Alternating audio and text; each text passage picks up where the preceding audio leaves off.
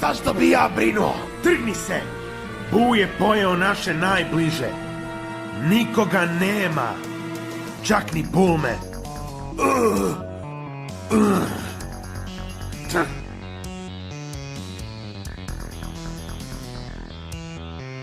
Postali su dio njega.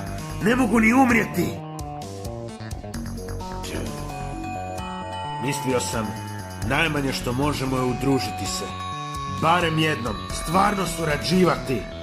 Dugujemo to našim suborcima i prijateljima. Dugujemo to našim obiteljima Vegeta.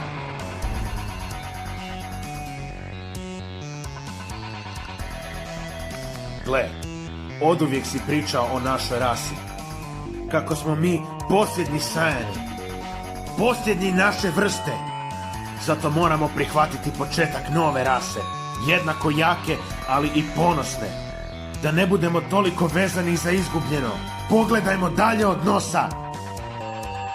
Izgubili smo svoju rasu Vegeta. Ne moramo i ovu.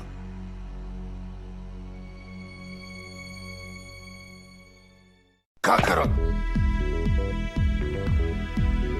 Kako znaš da će ova tehnika biti dovoljna? Ne znam u potpunosti. Ali znam da nam je jedina šansa da spasimo zemlju.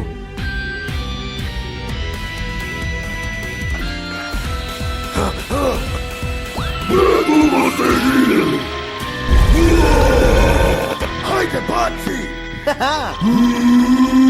Kakarot, što čekaš? Baci! To te ja pitam. Vreme vam je isteklo! Hajde, rekao si lijeva, jel da? Tako je. Usput, kada se spojimo, u tom obliku ostajemo zauvijek. Bez razdvajanja. Budalo! Sad mi to govoriš.